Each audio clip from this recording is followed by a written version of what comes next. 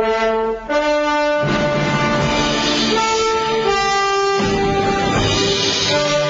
Myths, I'm your host, Yahowah. We're going to engage in conversation with one of my favorite people, al-Rassooli, in a moment. IQ sent me a YouTube video a couple of days ago.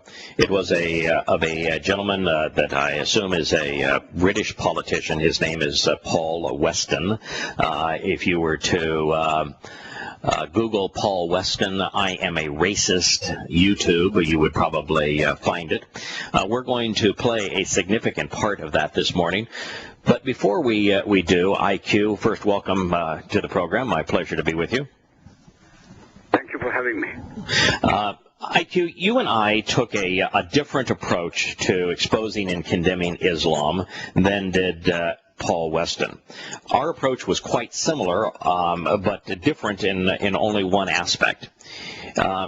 Your book, Lifting the Veil, The True Faces of Muhammad and Islam, that comes in 3 volumes, Lifting the Veil, The True Faces of Muhammad and Islam, by IQ al-Rassooli. It presents what is known about Muhammad from the Quran and Hadith in a topical arrangement. In other words, you picked topics that you thought would be interesting for your readers to know, and then you presented the evidence that is known about things like who is a Muslim, who is Allah, the condition of women in Islam, what is the nature of jihad and Islam, was Muhammad a prophet. That's a topical arrangement of the evidence, and the evidence that you cite is almost universally from the Quran and Hadith. Is that a reasonable summation of your books? It's perfectly, yes. Okay. All right. My approach to Islam was slightly different than yours, but only slightly. I came to recognize that there were only 5 books chronicling the rise of Islam and Muhammad's life that were written within 200 to 250 years of Muhammad's life and death. And that the best known of them is the Quran, but the problem with the Quran is that it has no context. Context only comes in 2 varieties. There's topical context, which is what you use to write your book. A lot of books are written topically. Very logical way to present material. The other way that books are written is chronologically. The Quran is neither chronological nor topical. Is that correct? Absolutely correct. Right. It's just kind of like you were to take seines. They would get caught up in a tornado, and wherever they fall, you kind of put them together. Well, I call them a toss salad. Yeah, toss salad. That's fine. Toss salad. All right. So I'm I've got a lot of faults, but one of the things that I really like is I like order. I like to make connections. I like to do things that are logical and rational, particularly as it relates to understanding something. So I approach the Quran, and it's a tossed salad. My inclination is to resolve that by using whatever can be found that would have credibility to either organize it topically or organize it by chronology. And what I found is that there were 2 highly credible sources regarding Islam that would allow me to take the Quran and reorganize it chronologically. One of them was the first published book on Islam, which is the Sirah, or biography of Muhammad as compiled by Ibn Ishaq. And the most comprehensive is the Torah, the history of Islam, compiled by al-Tabari. Both of those sources are as credible as any that can be found in Islam. In fact, I would go as far as to say, without those 2 sources and the presentation they provide of Islam's formation and Muhammad's life, Islam as a religion could not be practiced. In fact, Islam would not exist without these 2. Yeah, that's correct. Islam would literally not exist without the Sirah, the biography of Muhammad compiled by Ibn Ishaq, and without the history of Islam's formation by Tabari. And both of those books are really nothing more than a chronological presentation of Hadith, correct? Correct. All right. Yep. Okay. In the past, let me list the other two sources. Those other two sources are arranged the same way you arrange your book, Lifting the Veil, which is topically. There are topical arrangements of these hadith compiled by Bukhari and by Muslim, and Bukhari and Muslim's topical arrangements of hadith are considered the most sacrosanct, the most trusted, the most revered in Islam. Is that also true? Yes, that's why they call them sahih. Sahih means perfectly correct. Okay. So the only thing that I would like to add to this is a conversation you and I have had in the past. I came to the conclusion as I studied the Quran and the Hadith that there really is no difference between the Quran and Hadith. That the Quran is Hadith and the Hadith are Quran. Quran means to recite, and Hadith is oral reports. So the Quran and the Hadith came from exactly the same person, didn't it? From Muhammad. Yeah. And they were retained the same way by the same people, passed on to us in the same way, orally, to the same people, before they were actually written down. Is that also correct? That's correct. So the Quran and Hadith come from exactly the same person, and they were retained and passed on to us in exactly the same way. Correct. And they cover the same material, do they not? Exactly the same material. Okay. So there really is no difference between Quran and Hadith. If the Hadith are untrustworthy, the Quran is untrustworthy. If the Quran is untrustworthy, so are the Hadith. They come from the same source, passed on to us the same way, cover the same material. Now, what I did is rather than arrange the material by topic, I arranged the material chronologically in Prophet of Doom. So I used the biography of Muhammad, the history of Islam, to put the Quran in chronological order and to set it into the context of Muhammad's life.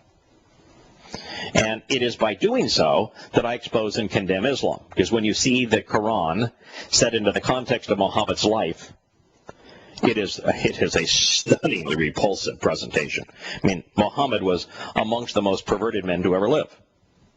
He was a pedophile, he was a racist, he was a rapist, he was incestuous, he was a mass murderer, he was a ruthless terrorist, he was a slave trader, he was a kidnapper, he was a thief, he was an avowed liar. Is there any one of those things that I've said that isn't verified in the Hadith and Quran?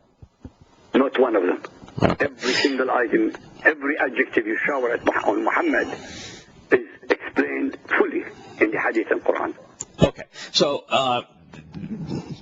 the only difference between your book, Lifting the Veil, which exposes and condemns Islam topically, and my book, Prophet of Doom, which exposes and condemns Islam chronologically, is both of us used exactly the same materials, the oldest Islamic sources, and we just presented the material in a different way, topically versus chronologically. But since we relied exclusively on the oldest Islamic sources, is there any way for a Muslim to refute either book without completely undermining the credibility of their religion?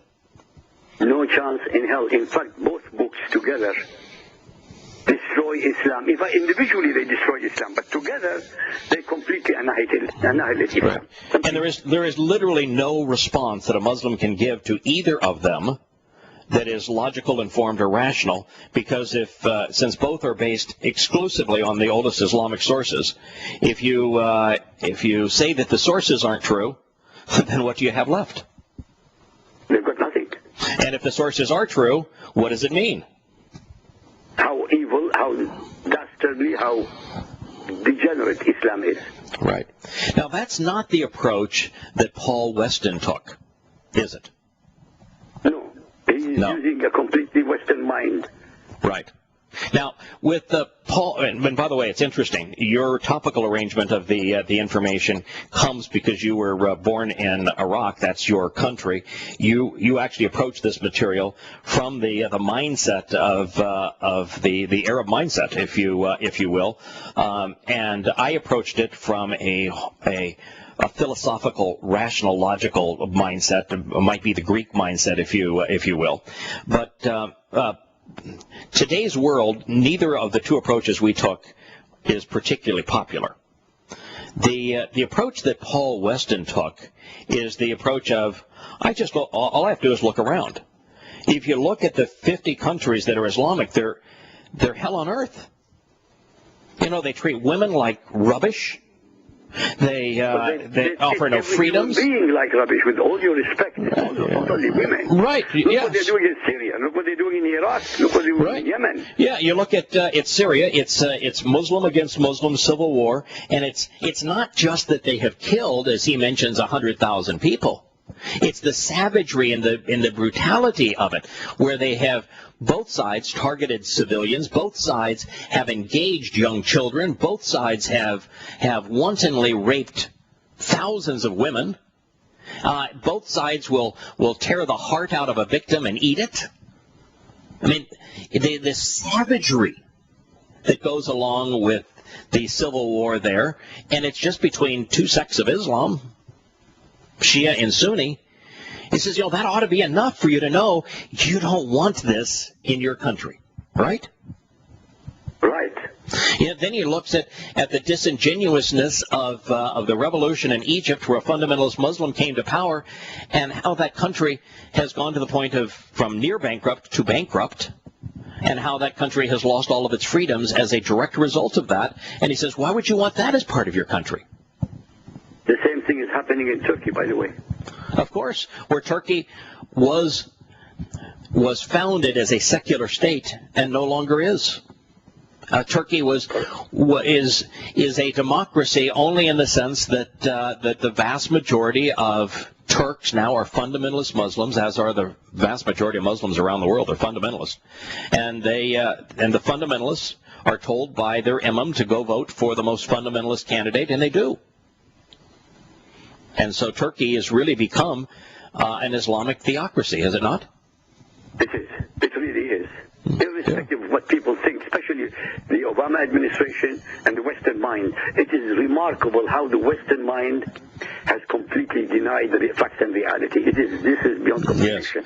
Yes. Yeah, it's also interesting that we don't read anything more about Turkey in terms of the secular protest that took place in Turkey. Turkey was the only country where there was a secular protest, and you and I both said the same thing, that it has no chance of success because unlike the Islamic protests that swept the Islamic world, where they represented the three-quarter majority of the people, and they got what they wanted, they prevailed, and imposed fundamentalist Islamic states in those countries.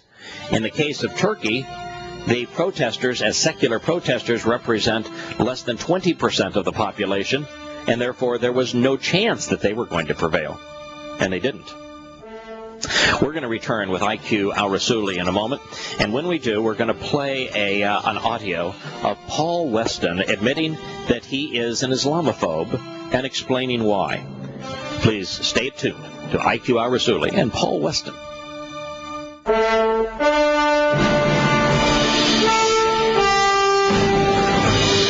Welcome back to Shattering Myths. I'm your host, Yahowah. We're here with IQ al-Rassooli. We're going to play a clip from Paul Weston. We're going to introduce that. Let me introduce that clip because we're going to cut in at about the minute 45-second mark. The reason we're going to cut into it, first of all, the whole clip is way too long to play even during this segment. But the second is he says many times, I am a racist. But he's saying I am a racist in with tongue fully planted in his cheek. Which may not come across to listeners unfamiliar with British humor. He says that, I'm a racist because, well, the left calls me a racist, the BBC calls me a racist, and he lists all these different people that call him a racist, and he's not a racist. The definition of a racist is someone who wishes harm on a race, but his issue is a religion, not a race. From there, so many people call him a racist that he must be. He must be one.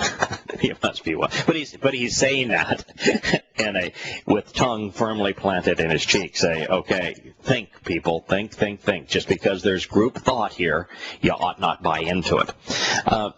He then transitions to, I must also be a homophobe, and that's where we're going to begin the clip. Islamophobe. I'm probably also an Islamophobe. A phobia is an irrational fear of something. Now, I don't have an irrational fear of Islam. I look around the world today at Syria at the moment, where almost 100,000 people have been killed in the last 2 years, where Shia Muslims are slaughtering Sunni Muslims and vice versa. I look at places like Indonesia and Egypt and China and the Philippines. Everywhere you look, you see problems with Islam, and they're violent. They are, dare I say it, to really reinforce my racist credentials, a thoroughly savage political and religious ideology. Now, many people will disagree with that. The far left, of course, will say you cannot criticize Islam because Islam is a religion, and rules have now been put into place in this country that say if you criticize it, you are guilty of inciting religious hatred. But Islam is not just a religion. Islam is a political ideology as well, and we need to call it out on the fact that it is also political. It is a culture that is both political and religious. And I would like to know if I'm able to say certain things about it. You know, we have a huge problem in this country that is not going to go away. It's going to get worse and worse and worse. We as a people are declining as a demographic, and the Islamic population is growing 9 times faster than any other, and when I look to the future, I see a full-blown religious civil war occurring in this country. The unthinkable things that are going on in somewhere like Syria today will happen in this country before 2040, certainly before 2050, and I don't want Britain to turn into a country like that, so I'm going to denounce Islam as a backward, savage, political and religious ideology, and to hell with what anybody thinks about that. Because if we don't do something about it, we are going to be involved in something that most people can barely even begin to imagine. Wow. IQ, I've heard you speak of the motivations for writing your series of books, Lifting the Veil, The True Faces of Muhammad and Islam. Do you think he's right? Do you think that if people do not denounce Islam, that the world is going to see savagery and war beyond our imagination? Absolutely right. I prepared a talk, if I may, later on to you give me a few minutes regarding exactly this subject. Yes, in fact, I'd love to listen to it, because I've asked you in the past, you know, IQ, why did you risk your life to expose and condemn Islam? To do so, I mean, I've received thousands of death threats, and I did not grow up in an Islamic country, so you know, it's the venom that a Muslim will show to someone who is fluent in Arabic and grew up in an Islamic country that denounces Islam is much greater than the venom that is spewed my way with thousands of death threats. So, yeah, I asked you, why did you do it? And you said to not do it is to recognize that the world's going to be involved in world war as a direct consequence of this religion, and it's so savage it's hard to imagine. But yes. Share, please. Yes, exactly what you said. Because sitting on the line, on the fence, and do nothing, we are complicit in aiding and abetting the very people we abhor. Yes. In fact, IQ, when we return from the break, the platform will be yours. I want to hear what you have to say as it relates to this specific subject, which is that if we do not collectively take the risk to accept the burden of exposing and condemning Islam, that the future of this world is going to be unimaginably savage. We'll return to Shattering Myths in a moment.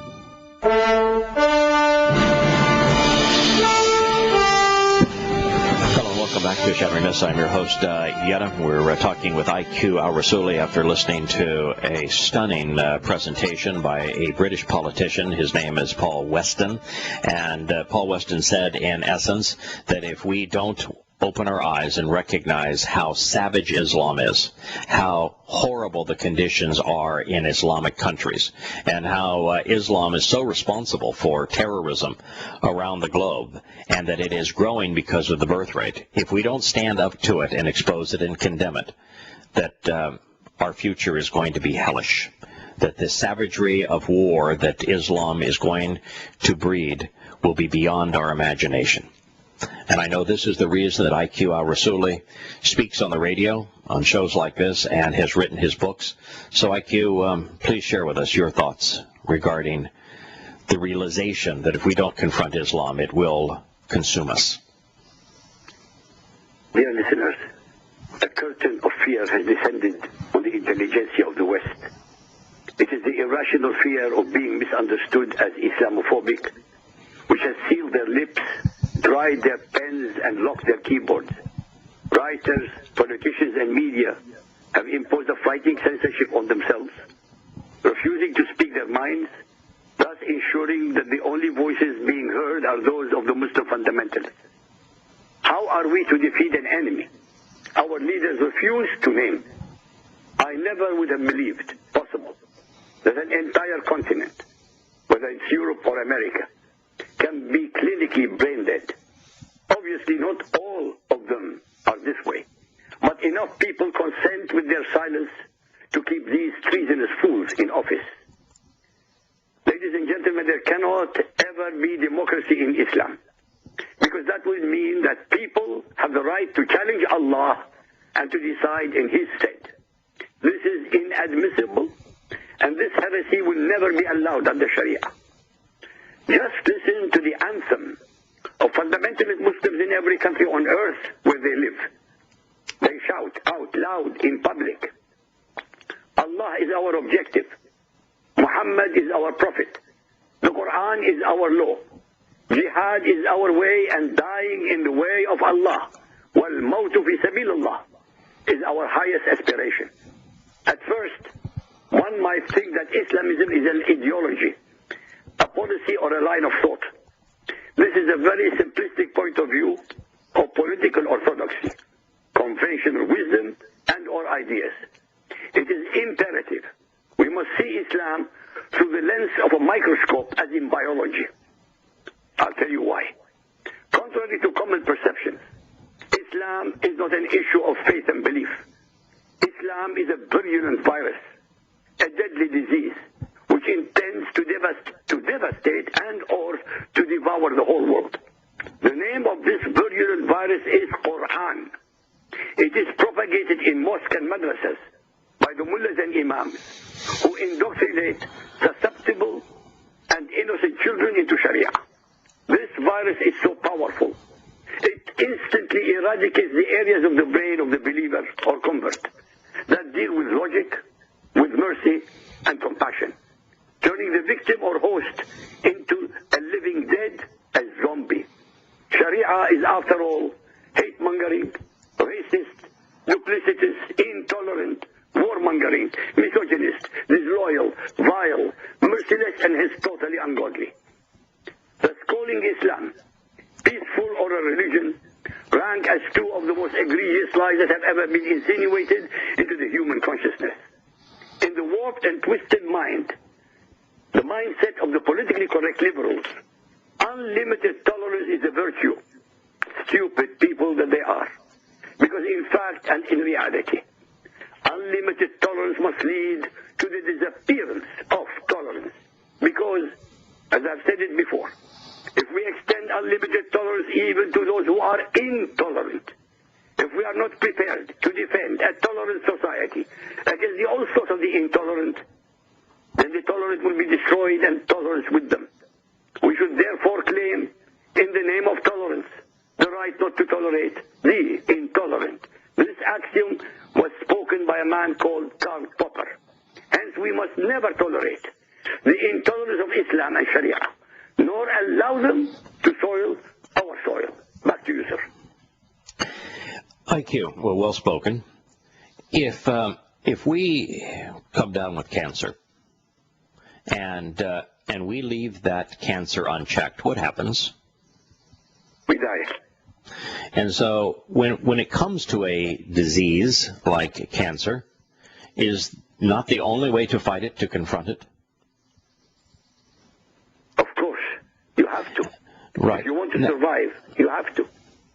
If you have a disease of the human mind and soul that that says that its greatest desire is to engage in jihad, which is fighting, and to die killing for Allah, is there any way for humanity to survive that disease if it doesn't confront it?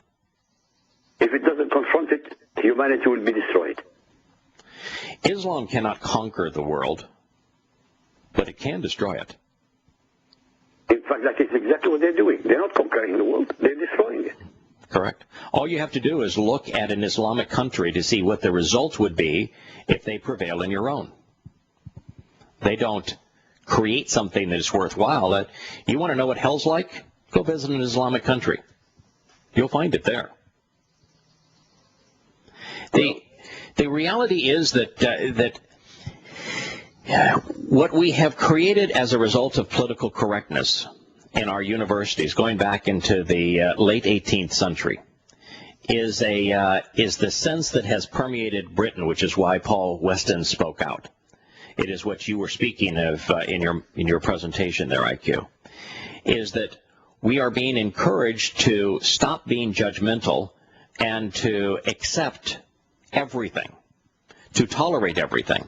But if you tolerate a disease like cancer, if you tolerate a terrorist manifesto, what happens? We get destroyed. Yes. Islam is going to destroy not only us, but also them. They're destroying themselves right now. But correct. It's like all diseases, though. A disease passes from one host to another. You know, we can't put up fences that are tall enough to constrain this disease. IQ, I have long said, and I have a lot of people that disagree with me on this, but I have long said that it is impossible to prevail against Islam with bullets and bombs. That when you attack a religion with bullets and bombs, you embolden it because zealots want to die for their cause. I've long said that I thought the most effective way to confront Islam, the most effective weapon, is words wielded based upon the truth, to present evidence, and to use reason. What do you think? Can words be wielded in such a way that Islam is exposed and condemned and therefore thwarted, or is the best approach bullets and bombs? There is no way on earth we can destroy them with bullets and bombs, and there is no need to destroy them with bullets and bombs. Your methodology, my methodology, is to expose Islam for what it is, and this will destroy Islam. But we need the support of the media. We need the support of academia. We need the support of people who are politicians, indoctrinated, politically correct. Yeah, politicians. Now, one of the things that is interesting, and Paul Weston made it very clear, one of the reasons in Prophet of Doom that I devoted 77 pages of Prophet of Doom was to comparing quotes from the Islamic Quran and Hadith to Hitler's Mein Kampf, was to show that really Islam is extraordinarily similar to Nazism, and that with Nazism we feel comfortable condemning it, and yet Hitler wrote of Nazism in Mein Kampf that the thing that he had to impose for Nazism to prevail was called the Volksreligion, the people's religion, and that Nazism was a religion. And in that regard, both religion, political, patriotic, and military movement, really, is Islam any different than Nazism? Not an iota of difference. No. And you say in your book, her Muhammad and her Hitler are the same. They're the same. Their message is the same. I mean, apart from time and race, the message is identical. and Mein Kampf. As a matter of fact, when Hitler was looking for credibility, the source of credibility was Islam. He spoke of Mecca. He spoke of Muhammad. He modeled, right, he modeled Nazism on Islam. And so why is it that in the West people are willing to expose and condemn Nazism, which was equal parts religion and politics and militarism, and they're not willing to expose Islam, which is equal parts religion, politics, and militarism? Well, I can't call them naive. I call them stupid. Really, there's nothing less than stupidity to stand in front of a train at 50 miles an hour and think nothing will happen to you. Yeah, if I hold out a flower and an olive branch to the train and make it look like I want to welcome them, how is that going to influence the damage that train is going to do to you when it runs over you? Well, you'd be beyond recognition, so it doesn't matter, does it? Right. There are three approaches to the train. You can follow the popular approach, which is to say, I'm going to tolerate and accept the religion while it murders me and everything and destroys everything I love. You can step out of the way of the train and just let it go by and murder everybody else and destroy everything else that you've held dear. Or you can try to derail the train. Are those not the choices? These are the choices. But and so choices. People are not even making choices. Right. Now, in this particular case, the reason we devote an hour every week to exposing and condemning Islam is that while there's a lot of things wrong with the world, there is nothing wrong with the world that's going to be as catastrophic as the academia, the media, politicians universally embracing and accepting and going further. I mean, the President of the United States speaks of Islam as a great religion. He does everything in his power to exonerate and to lift up this religion. The result of that is going to be exactly what Paul Weston promised. Hell on earth, world war, devastation, vastly more savage than what we're witnessing in Syria, because it will be worldwide. Now, why, IQ, don't more people engage to derail this train?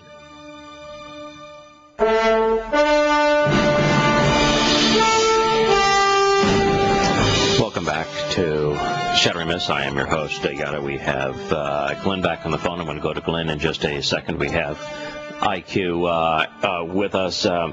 IQ, the reality is that if once you study how despicable Muhammad really was, and the fact that his example, which Muslims are ordered to follow, was that of a ruthless terrorist and mass murderer, and that according to Muhammad's testimony in the Quran, the only guaranteed admittance into the Islamic paradise, where you're satiated with multiple virgins and rivers that flow with wine, a typical brothel, if you will, is to die in the process of killing peaceful Muslims and non-Muslims.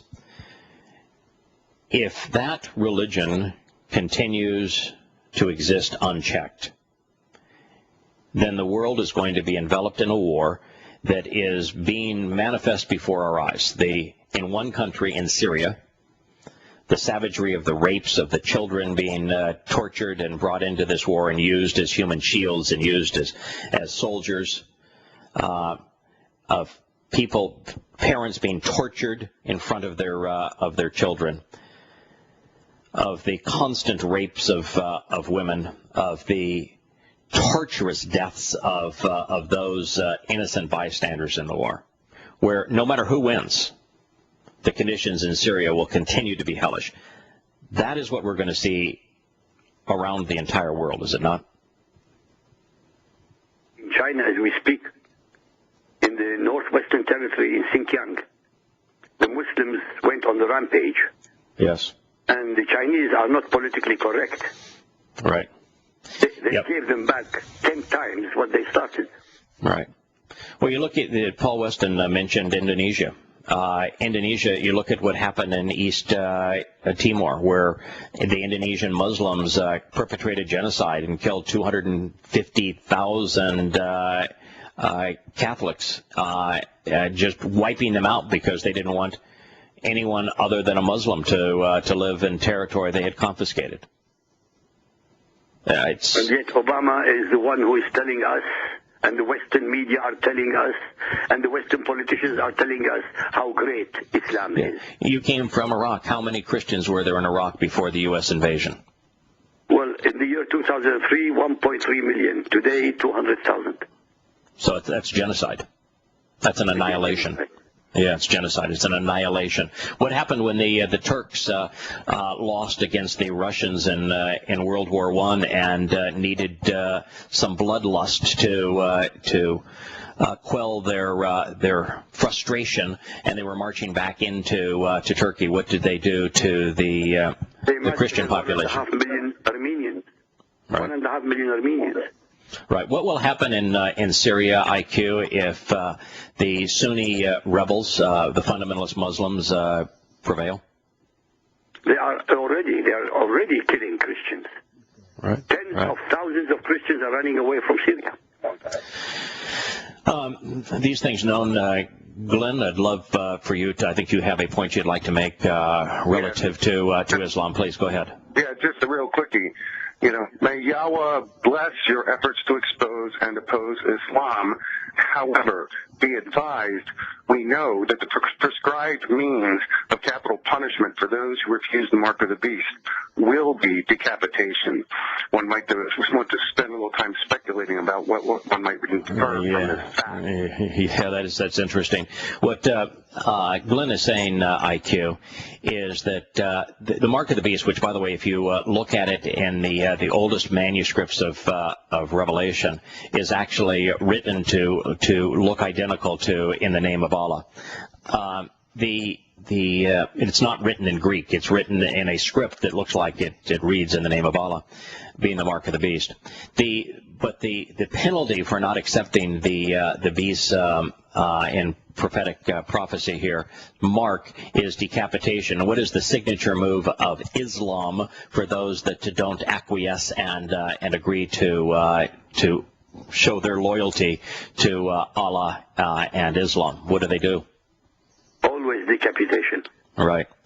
As a matter of fact, when you look at the prophecies regarding the last days and the religion and political integration that's going to prevail in those days, and the proclivities of the Torahless one during those days, boy, I tell you what, it's awful hard not to see a lot of Islam in the mix. As a matter of fact, the war that you and I are talking about is the Magog War in the prophetic scripture. It's all Islamic countries. They unite against Israel, and they lose. But they don't lose because this time it isn't a matter of Israel being able to respond and rebuff them. It's God himself doing so.